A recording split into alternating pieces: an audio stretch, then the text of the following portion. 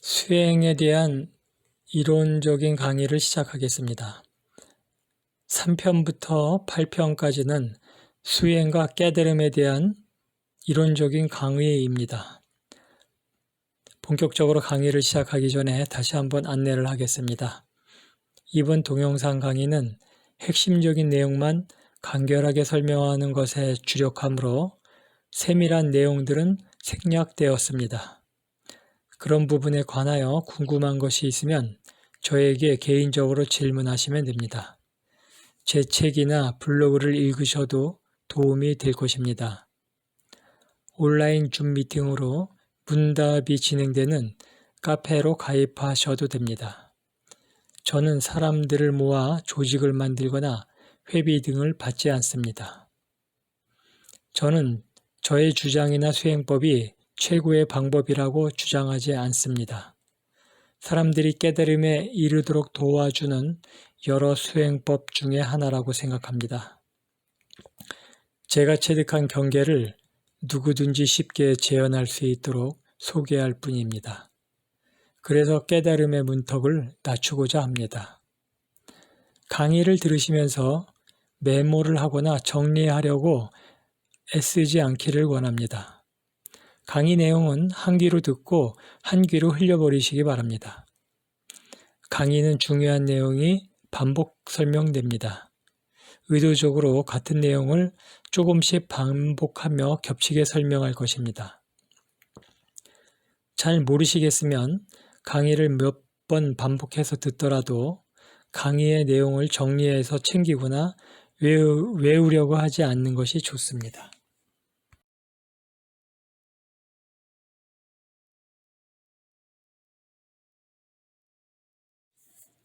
그럼 3편 강의를 시작하겠습니다.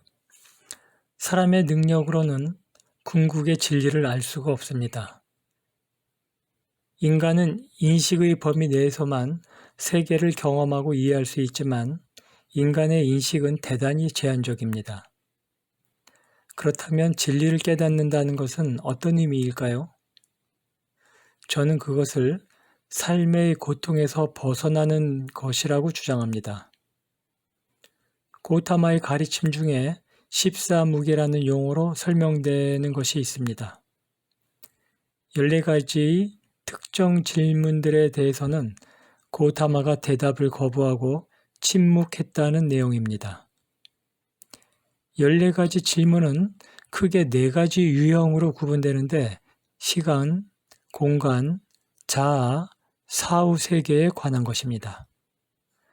그런 것들을 알고 모르는 것이 깨달음과는 관련이 없다고 가르쳐 주신 것입니다. 고통에서 벗어나는 길이 있고 그것을 찾는 것을 진리라고 저는 주장합니다. 저는 이미 그렇게 되었습니다. 진리를 깨닫는다는 것은 삶의 고통에서 벗어나는 것입니다. 조금 정밀하게 다시 표현을 하겠습니다. 진리는 삶의 고통들과 무관해지는 것입니다. 이렇게 무관이라는 개념을 쓴 것은 고통을 없애서 괜찮아지는 것이 아니라 고통이 있어도 괜찮아진다는 의미입니다. 무관하게 된 이후에야 고통은 힘을 잃게 됩니다. 고통의 원인은 착각입니다. 착각이 없으면 고통도 없습니다. 먼저 우리는 통증과 고통을 구분할 수 있어야 합니다. 통증과 고통은 다른 것입니다. 예를 들어 설명해 보겠습니다. 발목을 심하게 삐었을 때 통증을 느끼죠. 이 통증은 너무나도 당연한 생명현상 중의 하나입니다. 이렇게 통증이라는 경고가 일어나지 않으면 발목이 망가질 때까지 무리하게 쓰게 될 것입니다. 그러므로 통증은 필수적인 자기보호 시스템입니다. 절대로 나쁜 것이 아닙니다. 통증의 실제 현상은 화학 반응과 전기 신호입니다. 이런 통증에 나의 생각이 달라붙으면 고통으로 전환됩니다. 예를 들어서 어떤 사람이 발목을 다쳤는데 다음날 중요한 해외 출국 일정이 있다면 그 사람은 일정을 망치게 되었다는 생각이 시작되면서 괴로워지는 것입니다. 이때 통증도 증폭됩니다.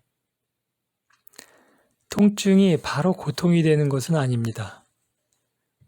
통증에 생각이 결합해야 고통이 됩니다.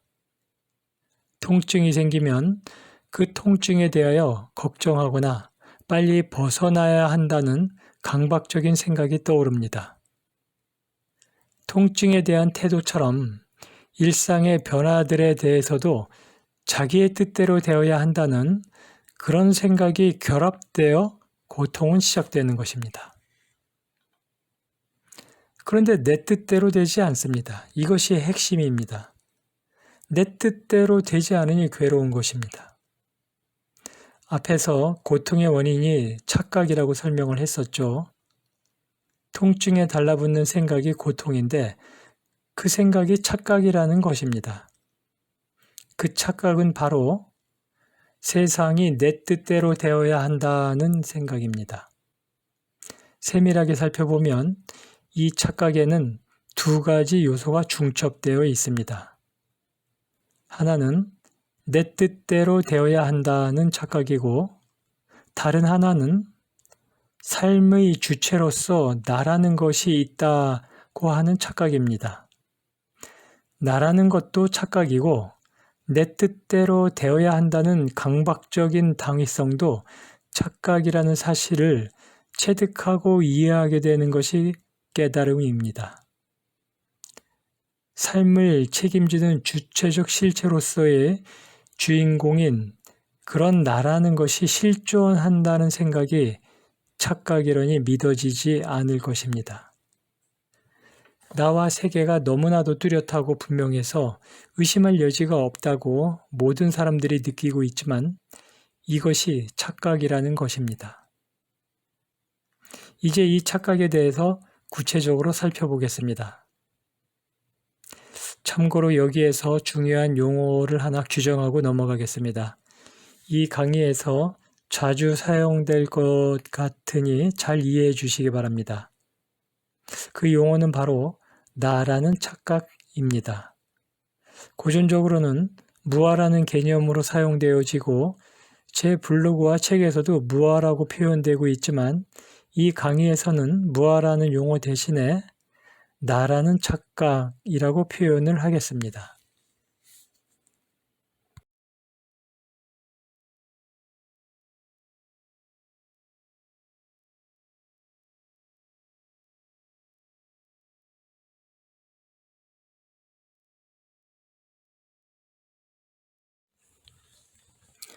지금 이 강의를 듣고 있는 너무나도 생생한 나에 대해 알아봅시다. 나는 무엇일까요? 여러분은 언제 태어났습니까? 여러분 중에 자신의 탄생을 경험한 사람은 없습니다. 나라고 지칭되는 이것은 어머니의 배에서 태어나자마자 바로 생기는 것이 아닙니다. 그것은 3살에서 4살 사이에 나타나기 시작합니다. 여러분이 갖고 있는 자기 자신에 대한 최초의 기억이 시작되는 지점입니다. 바로 말을 배우는 시기이죠. 우리가 말을 배우기 전의 경험들을 기억하지 못하는 것은 생명체로서의 뇌가 미숙한 상태였거나 너무 먼 기억이어서가 아닙니다. 어머니의 자궁을 통과하고 처음으로 젖을 먹고 배변을 하며 여러 감각들을 통하여 자궁 밖의 세계를 처음으로 경험했던 그 엄청난 기억들이 어째서 사라졌을까요? 애당초 기억되지 않았었던 것일까요? 아이의 신경망은 어머니의 자궁에서부터 계속 활동하였으며 출산을 돕기까지 했습니다. 환경의 자극을 기억하고 변화에 적응해왔죠. 어머니의 냄새와 모습, 그리고 장난감들을 기억하며 활동했으니 기억은 당연히 저장되어 있습니다. 그럼에도 육체적 탄생이라는 어마어마한 경험을 기억하지 못하는 이유가 있습니다. 말을 배우기 전에 사용하던 기억의 메커니즘이 말을 배운 이후에 사용하는 기억의 메커니즘과 서로 다르기 때문입니다. 몸의 운동신경이 기억하는 절차 기억과 개념으로 기억하는 의미 기억의 차이입니다. 우리가 언급하는 기억이라는 것은 대부분 의미 기억에 관한 것들입니다. 그래서 말을 배운 이후에는 말을 배우기 전의 기억을 인출하지 못합니다. 기억을 인출하지 못한다고 기억이 사라진 것은 아닙니다. 젓가락을 사용할 때 손가락의 근육들이 어떻게 움직여서 음식을 집는지는 잘 모르더라도 젓가락을 잘 사용할 수 있는 것과 유사한 것입니다. 이렇게 개념과 무관한 비언어적인 기억을 뇌과학에서는 암묵적 기억 또는 절차 기억이라고 합니다. 언어를 사용하게 되고 어른이 된 뒤에도 비언어적인 기억은 작동하며 비언어적인 출력을 계속합니다. 다만 의미 기억을 사용하는 의식에 포착되지 않는 것입니다. 나라는 것은 언어와 함께 시작하는 현상입니다.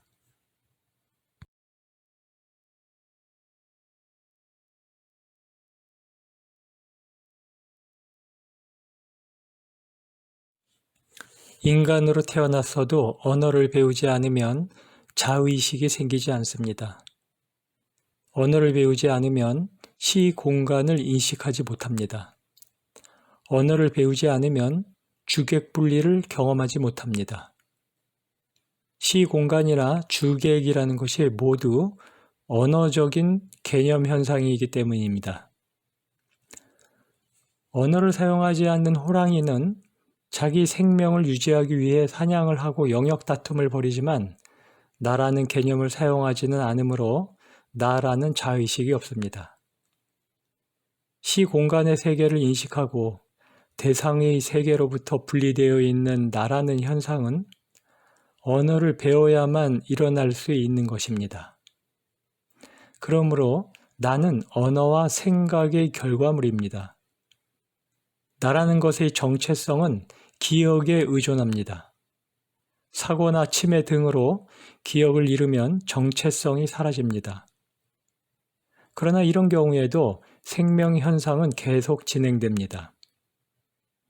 나라는 것은 생명 현상의 한 부분일 뿐인데 나라는 것을 생명 자체, 생명 전체라고 여기는 것입니다.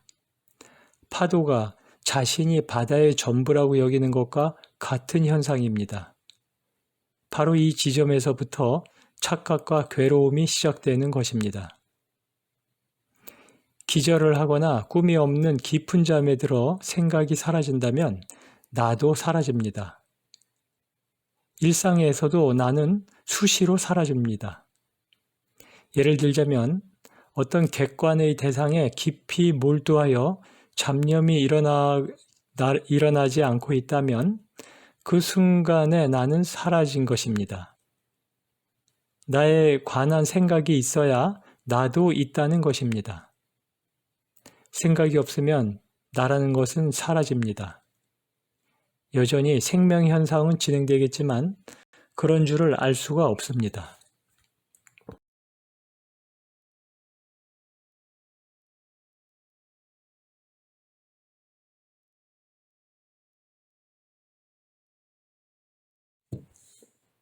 사람이 기절하거나 깊은 잠에 들었을 때에도 끊김없이 작용하는 것이 있습니다.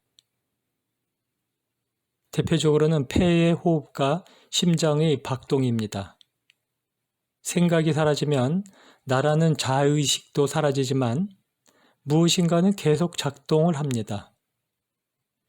자연의 일부로 살아가는 모든 생명체들은 인간처럼 언어를 사용하지 않으면서도 잘 살아갑니다. 인간도 다른 생명체들과 다르지 않아서 생각과 무관하게 전개되는 기본적인 생명 현상들이 있습니다.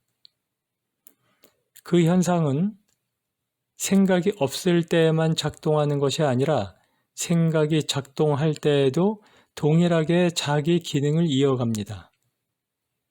그러니까 지금 여기에서 사고 기능을 작동시키며 이렇게 떠들고 있는 이 소공이라는 것은 기본적인 생명 현상 위에 사고 기능이 추가된 조합물입니다. 말을 배우기 전에는 온통 한 덩어리 생명 현상만 있었습니다. 그러다가 말을 배워 새로운 기능이 추가되면서 그 한 덩어리가 잊혀졌습니다. 정확하게 설명하자면 기억된 것을 망각한 것이 아니라 새로 만들어진 것이 앞의 것들을 덮어서 가려버린 것입니다.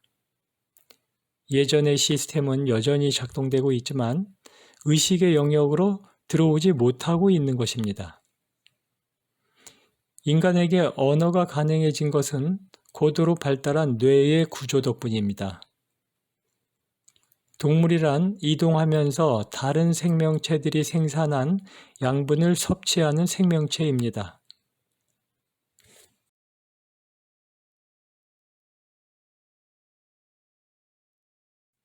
동물이 진화하는 과정에서 핵심적인 역할을 하는 것이 신경망입니다.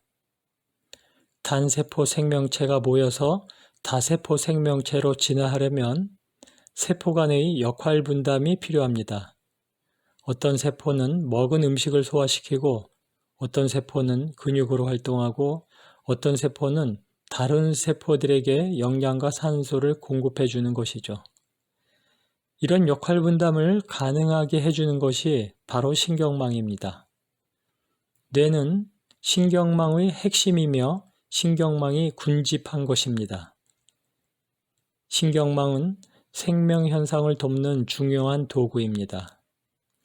인류는 이 신경망의 진화 과정에서 질적인 비약이 일어나 언어를 쓰게 된 것입니다.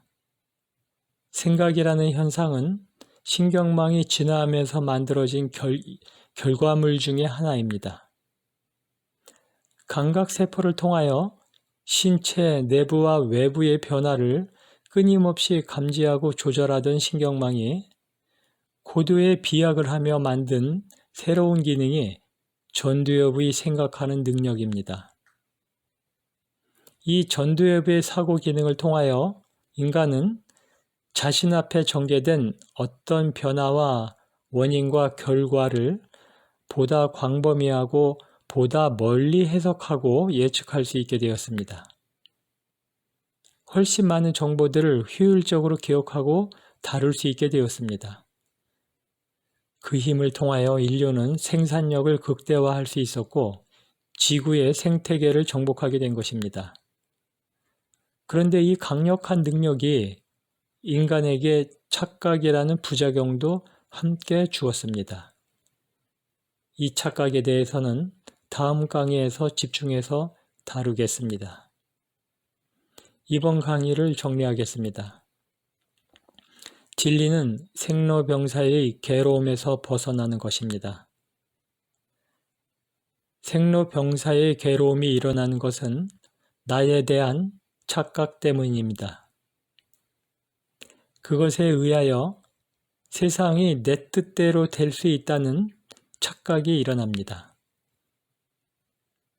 나는 무엇인가를 살펴보니 나는 생각과 기억의 다발입니다.